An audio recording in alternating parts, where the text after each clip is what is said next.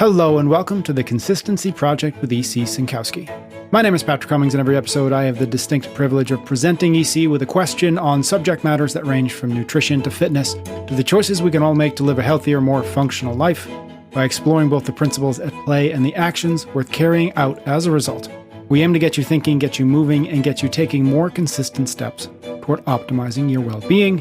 Thank you, as always, for plugging in. And how are you doing, E.C.? Good. How are you?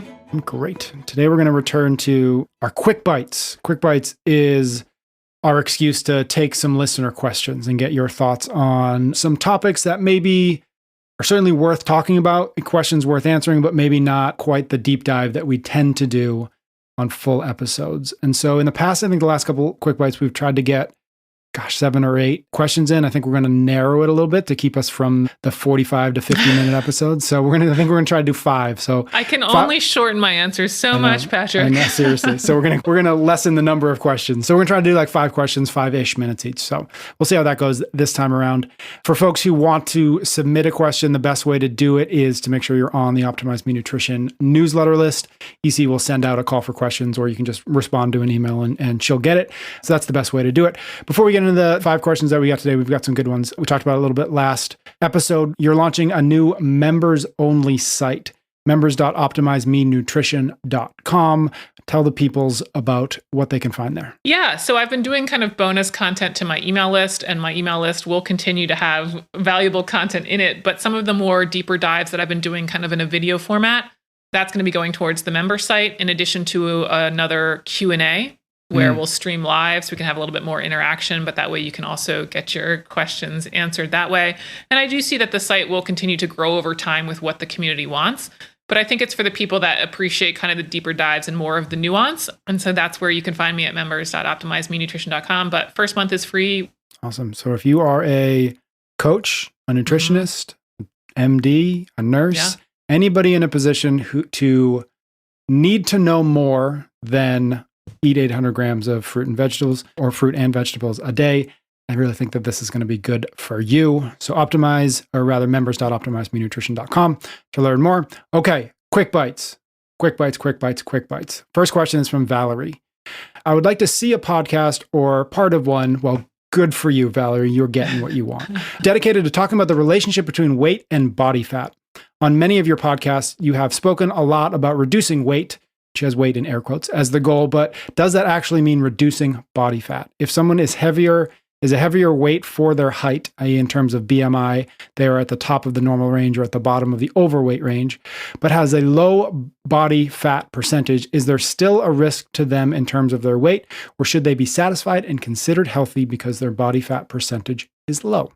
Yeah, super common question. I think it also dovetails with the question I also get that, what's my ideal weight, or what is the ideal weight, right? And this question reminds me of my principle 5, where, that principle says it's never one thing. And most often I do use that principle to explain nutrients, like it's never just vitamin B12, or it's never just about carbohydrates, but it does also work when we're looking at kind of health markers, or even how to look at goals in terms of, let's say, performance, right?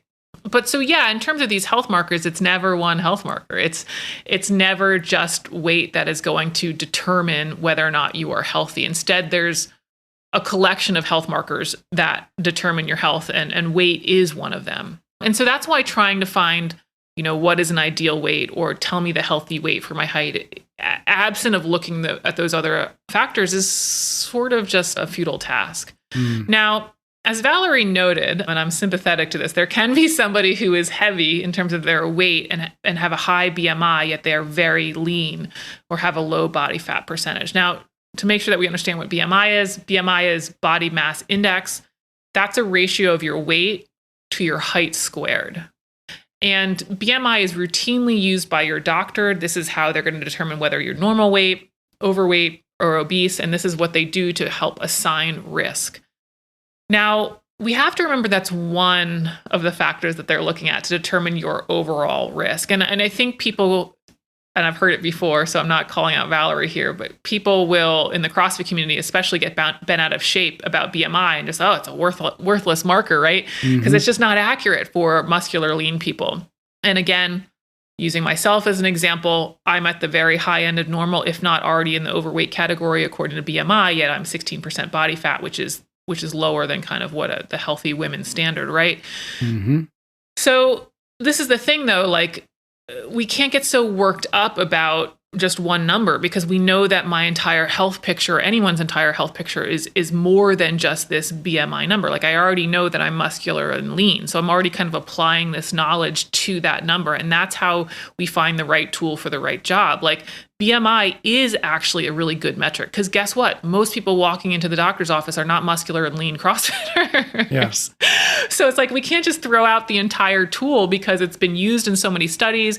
It's been associated with a lot of health risk and applies to a huge percentage of the population that you just happen not to be one of. So there is that to keep in mind. Like there is a bigger context there. And if you have an understanding of that bigger context, yes, definitely apply that knowledge to understand your health risk. Now, I do like that Valerie has picked up on the fact that I use the term weight very frequently when I'm talking in podcast. And that is a little bit of shorthand a bit. Like when people say they want to lose weight, I think the implicit understanding is they actually want to lose fat, right? Like, and so I give my recommendations in light of that. You know, when people come to you and they say, I want to tone up or lean out, it's sort of implicit that they actually want to lose fat. I've never had anybody who's like, let's decrease my muscle mass and increase the fat.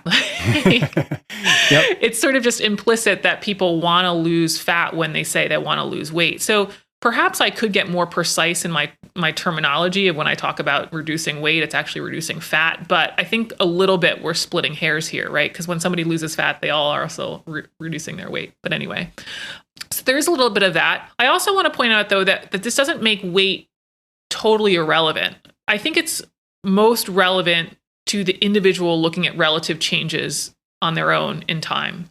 Meaning, like my weight might be high or at the high end of what it should be for my weight, of course, because of CrossFit and adding some muscle mass. So maybe that's not super relevant when I compare me to a population, but that is relevant when I'm looking to what's happening to me over the course of a month. Like if I gain 5 pounds, doesn't matter if my baseline's 150 or 200. If I gain 5 pounds in a month, I'm willing to bet that it's not lean mass. And I'm probably adding some fat and going in the wrong direction, right? Now, Valerie might be thinking, well, why not just say that, right? Why not just say we're measuring body fat percentage or you're looking at your body fat? Some of it's accessibility, right? Like monitoring weight and how your jeans fit or how you look in the mirror is probably going to give people the knowledge that they have to do without necessarily going to the dunk tank for the body fat percentage or finding somebody who's really skilled in calipers for those measurements. So I think sometimes using weight and kind of your reflection in your mirror or how your clothes fit is going to give you kind of that an equal assessment for all intents and purposes as something that's more precise. So finally, kind of like what I want to add on that is it's not even though just getting, your weight and then understanding body composition and BMI, like even though that's a better picture than just looking at weight or just looking at BMI, it's still not the full picture of health, because she asked, like, can that person be considered healthy? Of course, I'd rather know all of those things than just one of them, but I'd rather know even more than that. Meaning if I really want to classify your health risk, I'd also want to look at fasting glucose and cholesterol and blood pressure and triglycerides. And I'd even love to throw a physical task in there. What's your deadlift? How many pull-ups you have? The more information, the better. And the more that those numbers fall in the normal or better than normal range, the lower your risk is. And then that person decides if, okay, I'm okay with that level of risk. And that's how you really determine if somebody's healthy. It's the collection of markers. We have different markers where we have certain targets and we look where we fall relative to them.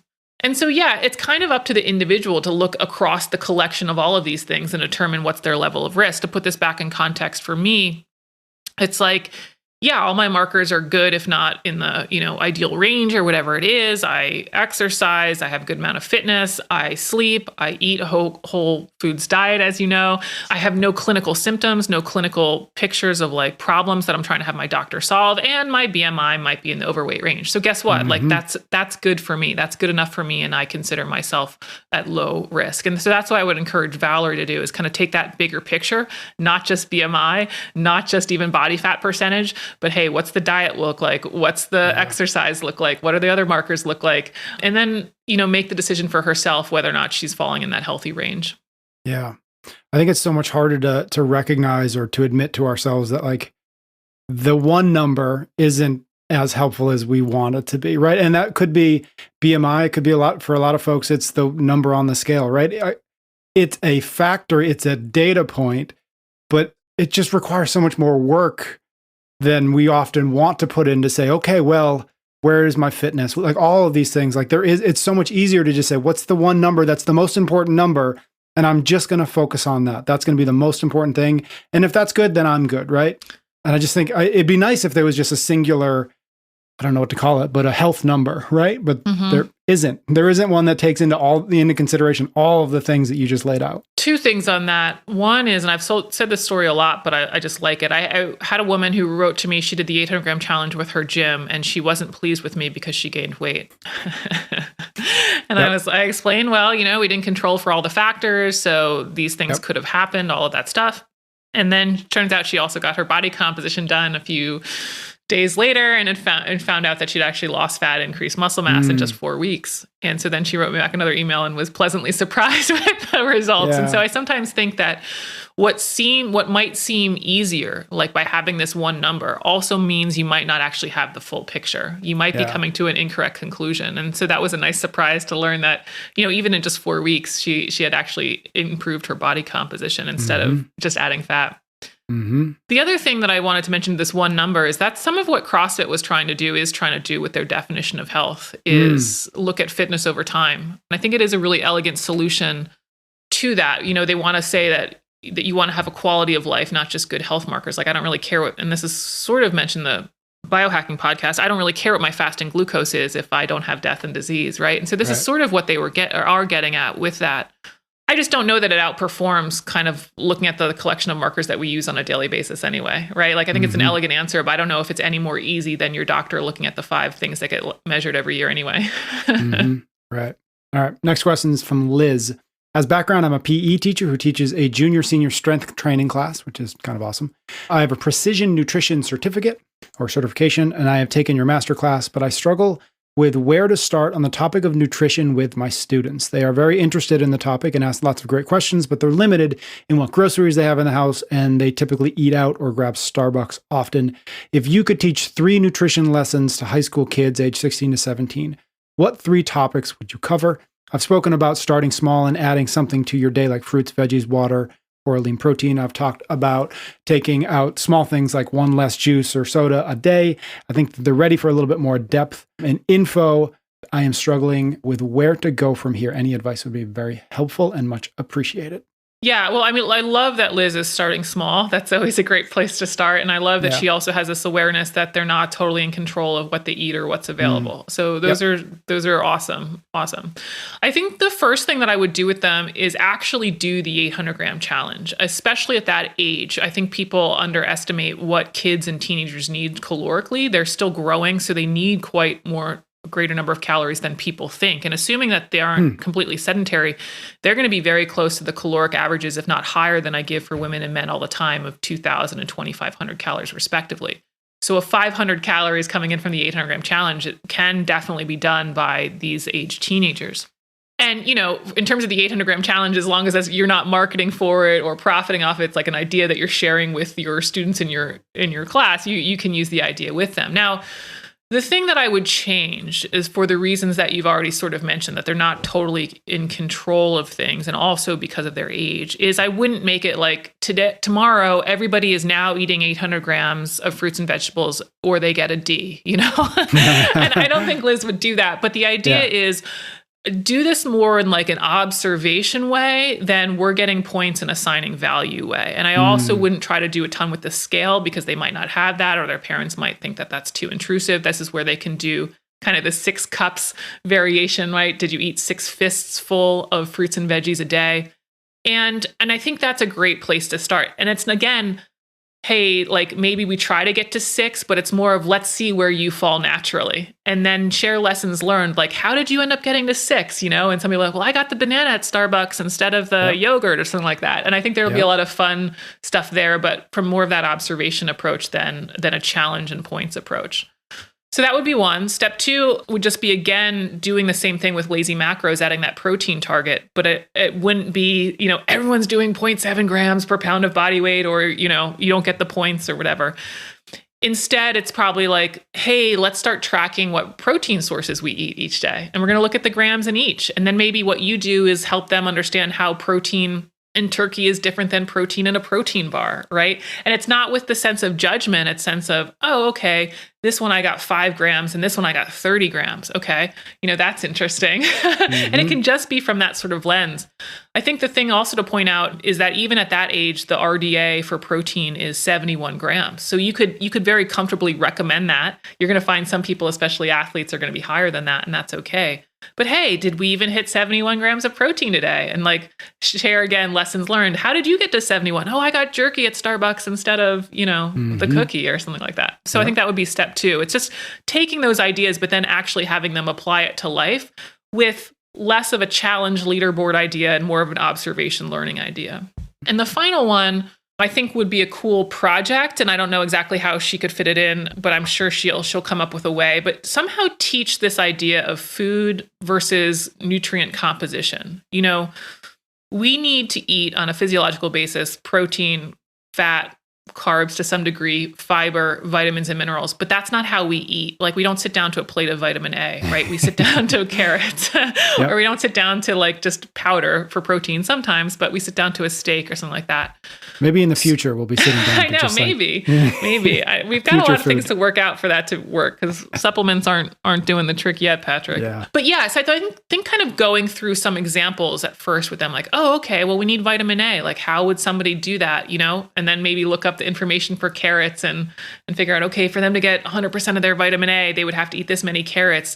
Does that work in terms of a daily diet? No. Okay, well, let's look at another food and try to start playing that out. But I think what would be really cool is after you kind of explain the concept of, hey, we need these different nutrients in certain amounts, is take the guidelines for their age group, which are freely available in the USDA New Guidelines 2020, and say, okay, you guys put together a meal that hits the right number of calories, protein, carbs, fat, and maybe just pick a few nutrients. They're not going to do all 28 vitamins and minerals, but pick vitamin C, iron, potassium, magnesium. Okay, you guys put together a meal or a meal plan for a day that hits all of these things, that gets the right level of protein, that gets the right level of carbs, and all that stuff. They're going to have to look at the nutrition labels of all these foods. And what's cool about this exercise is I have a feeling they're going to come up with a day's diet that has a good amount of whole foods so that they hit all of these standards, including something like potassium or iron and magnesium. Good amount of whole foods, but not perfect. And I think there's a huge value there, right? They're learning that putting together a good diet is kind of like a game of Tetris, and that there are also no absolutes. That, yeah, they can get their favorite snack in that day and it can work out just fine. And yes, they can also have fruits and vegetables and it will just be just fine too. Where were you when I was a teenager? Because I didn't do any of those things. I didn't do any of that either. And I think, I think it's going to come up in a later question, but it's just so interesting is nutrition comes down to how much we're eating of this in terms of calories, macros, and micros. And yet that's the exact process that we try to avoid all the time doing. Yeah.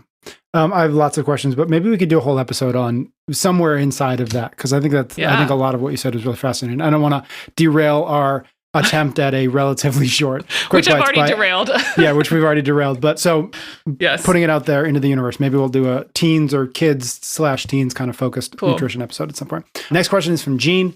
I'm a functional fitness enthusiast, full-time MD and parent, so limited to about an hour and a half of training 5 to 6 times a week. I worked with a personal nutritionist who had my macro split at 40-30-30, proteins, carbs, and fat, and around 2,400 calories a day, with the hopes of putting on muscle. That's about 220 grams of protein or so per day at 144 pounds and with an estrogen-dominant, non-binary assigned female at birth. It's way over the max 1 gram per pound of body weight you cite for even your highest volume athletes.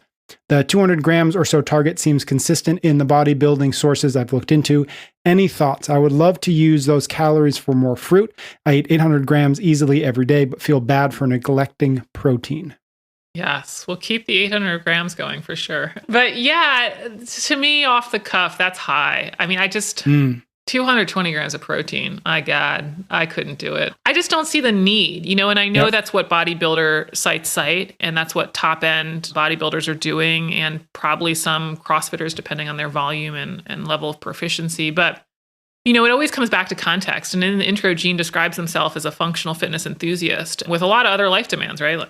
And so I just don't see that the 1 gram is really the appropriate level here. One of the reasons that I chose this magic 0.7 gram multiplier is, and there is research that found that was the upper end at which protein mass was added on for resistance trained individuals. Now, these people weren't professional elite bodybuilders, but they were people that were regularly training. And it was like, hey, at what dose does protein stop helping them gain more muscle mass? And 0.7 was it. Now, do I think that's truly the number forever and ever? No, but I think it's a great place to be that also has been tested in real life. Yep. So I think Gene would be okay being at that level. Is there harm in doing this, higher level? No, typically calories up to 35% attributed to protein is just fine. I mean, if anything, I think the harm in a diet like that is they tend not to get the fruits and veggies when they have that much protein. Like the diet just becomes like shakes, bars, and steak. And it's just like, okay, now we're sort of missing the point here by just focusing on protein. So, in isolation, that level of protein isn't a problem per se. I just think the rest of the diet suffers because of it.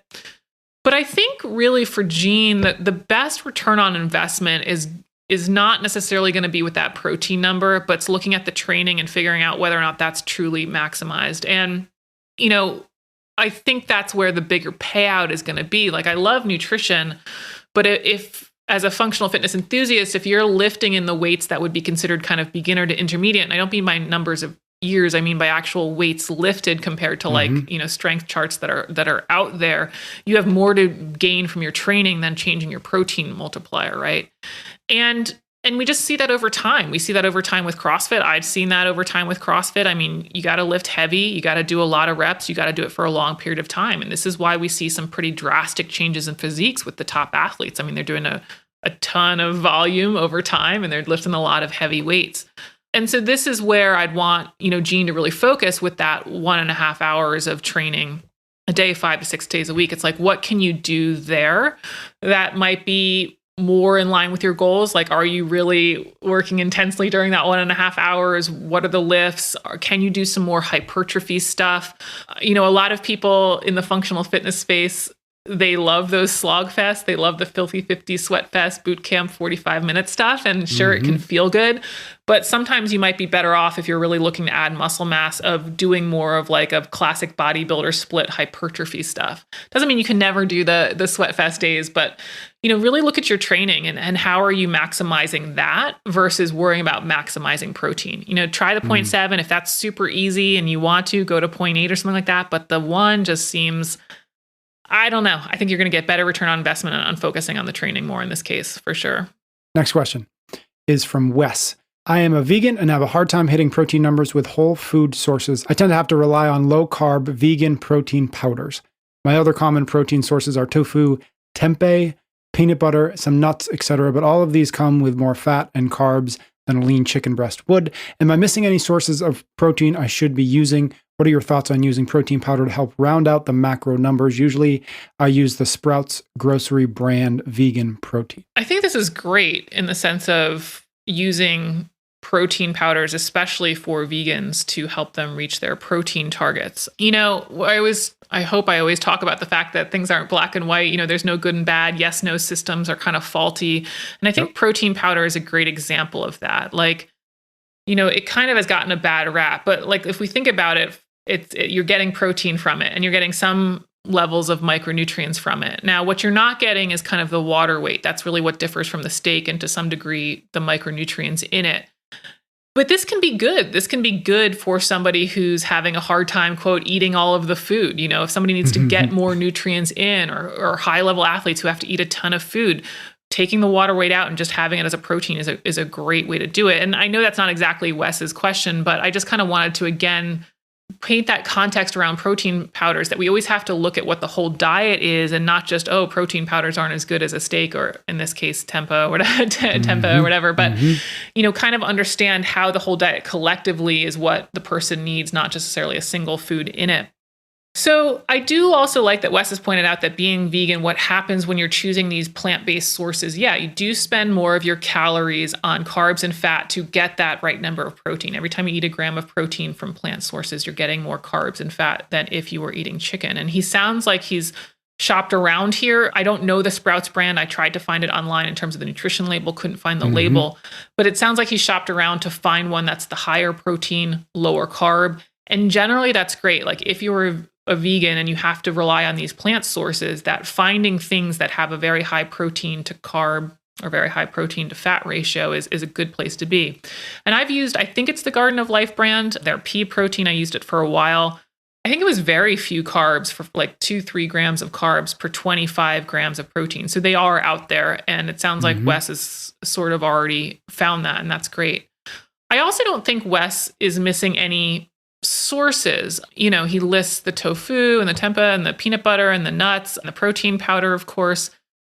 I don't think he's really missing any key ones out there. Once animal sources are off the table for protein, we don't have a ton of choices. I think where you do have choices is not necessarily the different actual food sources, but the different brands. I have seen that, and again, I'm not a vegan food expert, but certainly when you look at different tofus, or when you look at different nut milks, or when you look at different protein powders, and I've spent a ton of time on nutrition labels, like you'll see that some you can find are really great for protein and others are not so great. So I would spend your time there, although I think Wes is fairly already dialed in on that.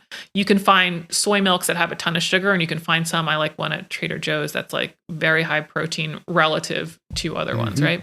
So that's where I would kind of spend Wes's time, is making sure that the tofus are the most optimal in terms of the protein, high protein ratio. Same thing with all of the foods.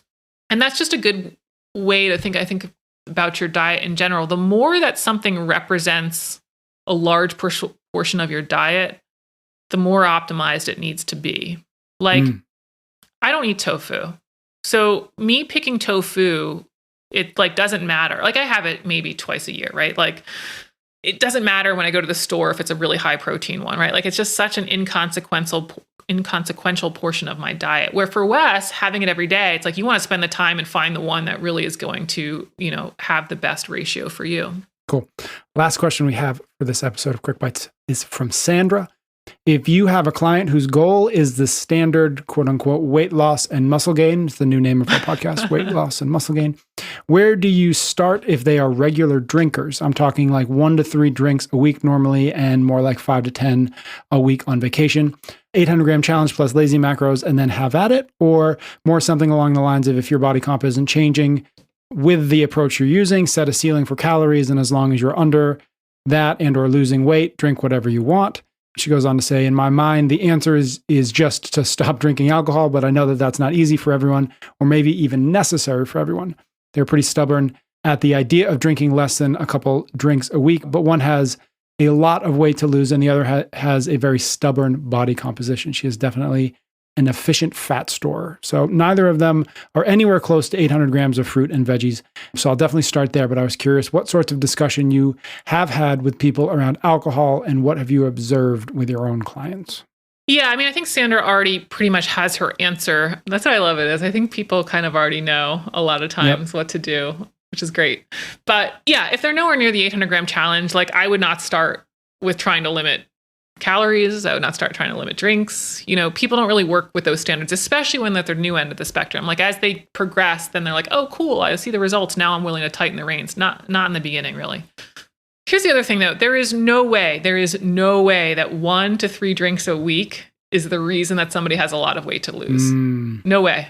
Yep. A glass of wine or a beer is like 120 calories, and that's less than 10% of the calories that they need any given day. They can definitely fit in that volume with the 800-gram challenge, with lazy macros, and still have calories to spare. And in fact, if Sandra or anyone else is on Instagram, under my profile, I have an example day. And I didn't use alcohol, but I purposely did things where I added grains, I added protein bars, calorically dense protein bars, I did dairy, basically to show how all of these components can fit in. And I also that day had more than 1,000 grams of fruits and vegetables. And I also had 125 grams of protein at 2,000 calories, which is kind of the average for females. Now, that 2,000 does decrease with time, with age, as we mentioned, especially after 50, that average calories is going to drop to 1,800, maybe 1,600, depending on some other factors. But the point is, you can still fit in that glass of wine. You can still fit in the 800 gram challenge and be at the right caloric level. So if somebody has a lot of weight to lose or even stubborn body composition, it's because they're either drinking way more than that. Then, they might be saying, oh, it's 1 to 3 drinks a week, but it's way more than that. Or, and more likely, they're also having a lot of these calorically dense goodies that we've talked about, processed foods, in some way that they have no clue how much that they're really eating. And I think I just mentioned it, but it's so funny how taboo, like counting calories and counting macros, is considered like not natural, not healthy, all of this stuff. And that's exactly how we learn why our diets aren't working. But regardless, I think for Sandra in the beginning, get some buy-in with the 800 gram challenge. Don't worry about the drinking. See that they can actually do that, build some motivation, and then go from there. Last few things I want to say, though, about that, because the 800 gram challenge isn't perfect. Like, I love it. It can go awry. We just talked about loopholes, right? Yep. In our last podcast, one of the ways that it can go awry is that check the box mentality, even of the 800 gram challenge. Like, well, I ate my fruits and veggies for the day, so now I can have the pint of ice cream, right? That's a loophole. And you also won't see weight loss. So be aware of that somebody may get to the 800 gram challenge, but they still have way too much of this other stuff. The second thing to be aware of is behaviors surrounding alcohol. I've heard about these. Yeah. I mean, choices change when you're on your second drink. Choices change. How much you're drinking changes when you're on the second drink. Oh, I poured 5 ounces. Did you? Yeah. Food choices change. Oh, it's okay. I'll have this snack. I'll have this whatever. Yep. That's a lot of it. It's not necessarily the calories in the wine. It's the choices surrounding the wine and the social event.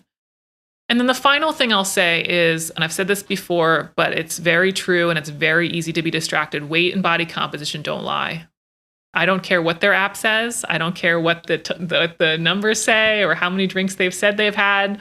Weight and body composition don't lie. If that's not changing, they are still eating too much relative to their needs. So keep that in mind when they're implementing the 800 gram challenge, because they very well might be having 800 grams of fruits and vegetables, and there is the possibility that they won't see a lot of weight loss. If they have a lot of weight loss, I think it's going to go favorably. But again, we just have to be aware of how it can go wrong. Okay, cool. Those are the 5 questions we have for this episode of Quick Bites. As a reminder, the best way to get a question into a future episode of Quick Bites is to be on the Optimize Me Nutrition newsletter. What's the URL for folks to get onto the email list if they're not already? optimizemenutrition.com/email. Awesome. Thank you, EC. As always, thanks to all our wonderful listeners. Thank you for the ratings and the reviews. And if you know somebody who might like the show, please share it with them. And we will be back soon with another episode of The Consistency Project.